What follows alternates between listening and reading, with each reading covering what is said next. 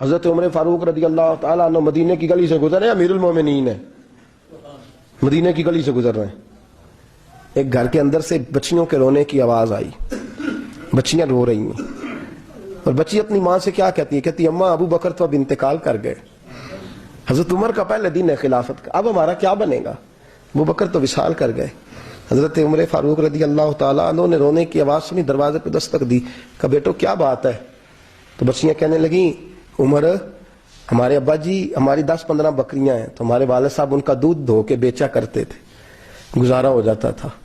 جس دن ابا جی فوت ہوئے تو اس دن سے لے کر ابو بکر صدیق روز عصر کے بعد آیا کرتے تھے، ہماری بکریوں کا دودھ دھو کے دیتے تھے، کچھ ہم پیتی تھی، کچھ بیچ لیتی تھی، گزارا چلتا تھا۔ جس دن ابو بکر صدیق خلیفہ بنے تو ہم نے جا کے کہا ابو بکر اب کون دودھ دھوئے گا؟ تو سیدنا صدیق اکبر رضی اللہ تعالیٰ عنہ نے فرمایا بیٹے پہلے تو میں مرضی سے خدمت کرتا تھا، اب تو مصطفیٰ کی امت کی نوکری میری ڈیوٹی بن گئی ہے، تو میں آؤں گا۔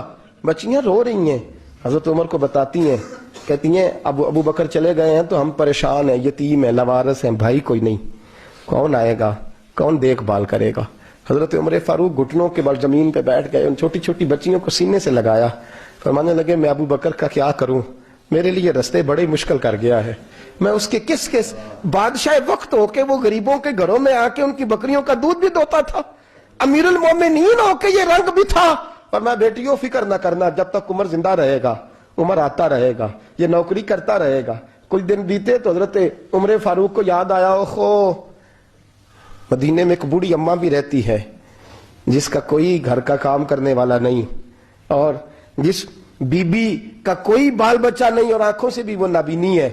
حضرت ابو بکر صدیق رات کے سناٹے میں جایا کرتے تھے، اس کے گھر میں جھاڑو دیتے تھے، یہ بادشاہ ہے، اس کی فقیری کا رنگ دیکھو، اس کو کنویں سے پانی بھر کے لا کے دیتے تھے، اور یہ لفظ آپ سنیں گے تو حیران ہو جائیں گے۔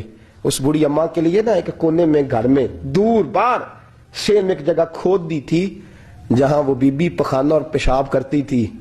امیر المومنین حضرت ابو بکر صدیق رات کو جاتے تھے اور اس کا وہ پخانہ وہاں سے اٹھا کے باہر پھینک کے آیا کرتے تھے۔ اس عورت نے پیغام بھیجا کہ عمر سے کہو میری بھی ڈیوٹیاں تو نہیں سر انجام دینی ہیں۔ عمر فاروق ساری رات کام کرتے، سناٹا گہرا ہوتا تو جھاڑو دبایا بغل میں، اور عمر فاروق نکلے ہوئے اس بی بی کے گھر میں جھاڑو دیا جا رہا ہے۔ حضرت انس بن مالک فرماتے ہیں میں نے آخری عمر میں بھی اس بوڑھے عمر کو دیکھا ہے، اس بڑھاپے میں بھی میں نے اس شخص کو دیکھا ہے کہ جب وجود کمزور ہو گیا، داڑھی سفید ہو گئی، لیکن پھر بھی اس کا انداز نہیں بدلا، اس نے ساری زندگی بادشاہی میں فقیری کر کے گزار دی، یہ پھر بھی کسی کے گھر میں جھاڑو دیتا ہے، کسی کی بکریوں کا دودھ دھوتا ہے، یہ کسی غریب میرے دوست یہ۔ اور جب سیدنا فاروق اعظم رضی اللہ تعالیٰ عنہ خطبہ دینے بیٹھتے ہیں تو کپڑے پھٹے ہیں، پیبند لگے ہیں، مزاج سادہ ہے، بڑا مال آیا ہے، بڑا مال، لیکن تقسیم کر دیا، اور یہی انداز آگے اپنے گورنروں کو دیا۔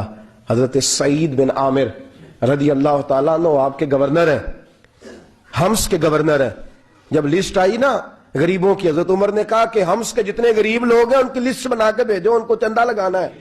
تو 17ویں 18ویں نمبر پر حضرت سعید بن عامر کا نام بھی آ گیا، گورنر صاحب کا۔ تو حضرت عمر نے سوچا شاید کوئی اور سعید بن عامر ہے، فرمانے لگے یہ کون ہے جس کی ڈیوٹی لگائی تھی؟ اس سے کہنے لگے یہ سعید کون ہے؟ تو کہا حضرت یہ ہمارے صوبے کا گورنر۔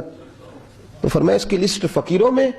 فرمانے لگے پتہ نہیں آپ نے کیا رنگ بھر کے بھیجا ہے، مہینہ مہینہ یہ شخص درختوں کے پتے کھا کے گزارا کر دیتا ہے۔ یہ میں فرشتوں کی کہانیاں نہیں سنا رہا آپ کو، میں آپ کو جنات کی یا عالم بالا کی باتیں نہیں، اس دھرتی پہ بسنے والے، اس دھرتی پہ وقت گزارنے والے میرے رسول پاک کے تیار کردہ ہیرو کی باتیں عرض کر رہا ہوں۔ حضرت عمر گئے ایک دفعہ، کہا مجھے بتاؤ تمہارا گورنر کیسا ہے؟ تو حمص کے لوگ کہنے لگے ہمیں اپنے گورنر سے 4 شکایتیں۔ کون کون سی؟ کہ پہلی بات تو یہ ہے کہ گورنر صاحب کو چاہیے فجر کے وقت آئیں، یہ سورج نکل آتا ہے تو باہر آتے ہیں گھر سے، سورج نکل آتا ہے تو آپ کہہ کے تو دیکھیں کسی معمولی سرکاری ملازم سے بھی، پھر آپ دیکھیے آپ کا کیا بنتا ہے۔ کہا یہ سورج نکلتے وقت آتے ہیں۔ دوسری شکایت یہ ہے کہ دن کو ملتے ہیں رات کو نہیں ملتے۔ تیسری شکایت یہ ہے کہ مہینے میں ایک دن ملتے ہی نہیں گورنر صاحب۔ چوتھی شکایت ہے کہ روتے ہیں، کبھی کبھی اتنا روتے ہیں کہ بے ہوش ہو جاتے ہیں۔ حضرت فاروق اعظم نے کھڑا کر لیا، فرمایا سعید تیری شکایات آئی ہیں، کہ حضور حکم۔ فرمایا سنا ہے، پہلے تو فجر کے وقت آ جاتا تھا لوگوں کے مسائل سننے، اب تو سورج نکلتے وقت آتا ہے۔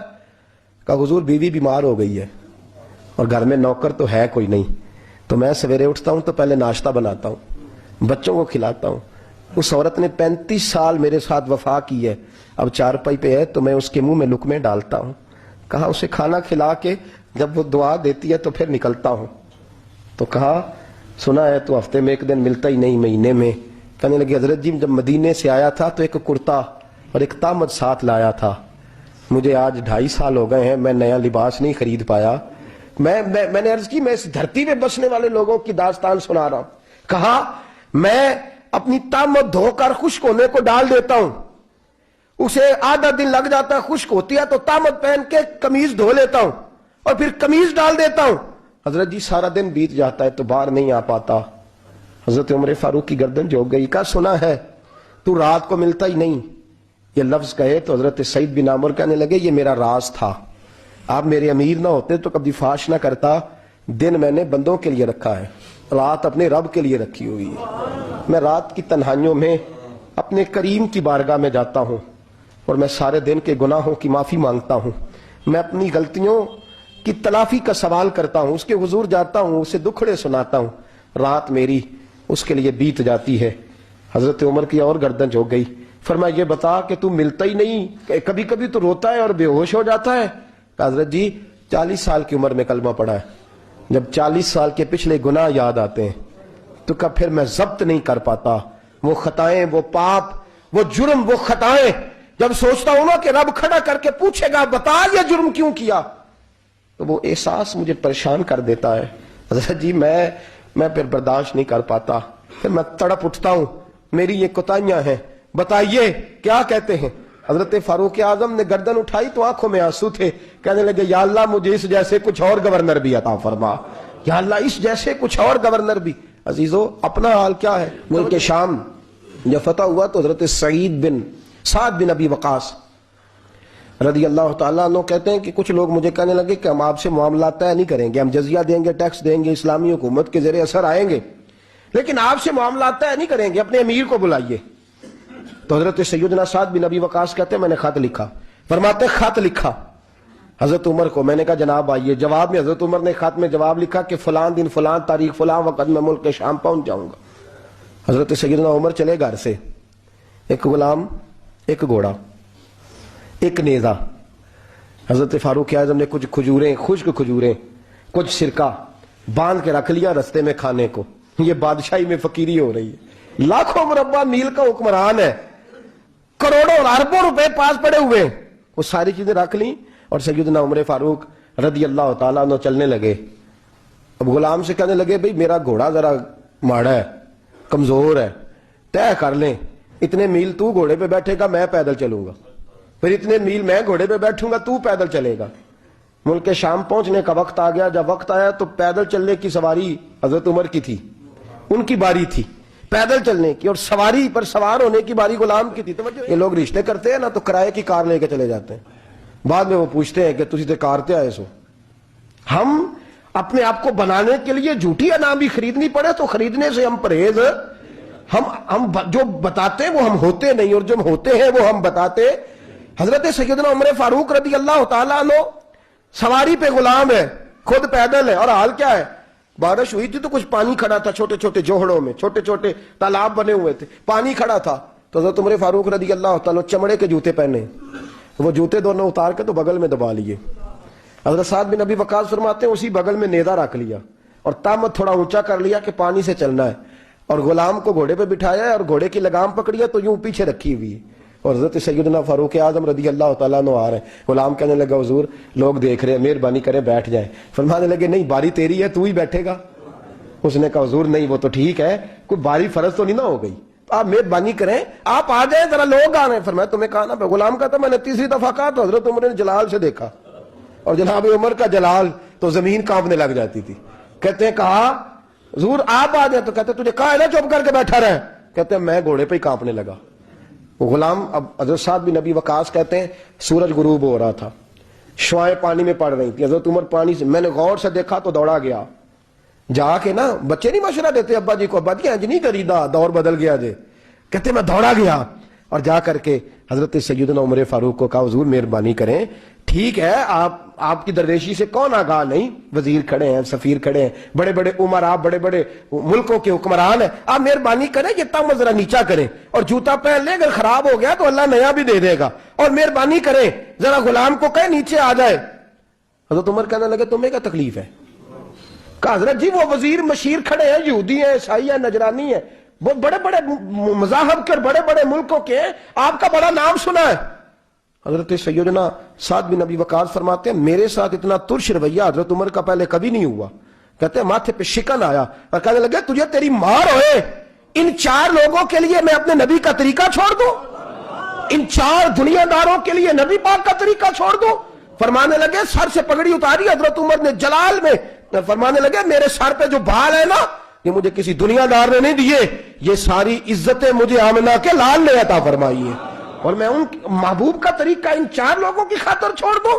فرمایا قرآن کہتا ہے ان اللہ یامر بالعدل والاحسان، جب میں نے خود عدل کا تقاضا یہ رکھا ہے کہ کبھی وہ بیٹھے گا کبھی میں بیٹھوں گا، باری اس کی ہے تو میں کیسے بیٹھ جاؤں؟ حضرت سعد بن ابی وقاص فرماتے ہیں اسی درویشی میں سلام اس پر کہ جس نے بادشاہی میں فقیری کی، کہتے ہیں اسی درویشی میں حضرت عمر پہنچے تو جو پہلے ڈرا کرتے تھے جب حضرت عمر آئے تو انہیں کامتے بھی دیکھا، روب اور بڑھ گیا، ان کے دلوں کے اندر حضرت عمر کا دبدبا اور بڑھ گیا، اور میرے کانوں میں کہنے لگے سعد پہلے سنا تھا لیکن دنیا سچی کہتی ہے جو حال محمد اور محمد کے غلاموں کا ہے صلی اللہ علیہ وہ دنیا میں دوسرا کوئی حاصل کر سکتا؟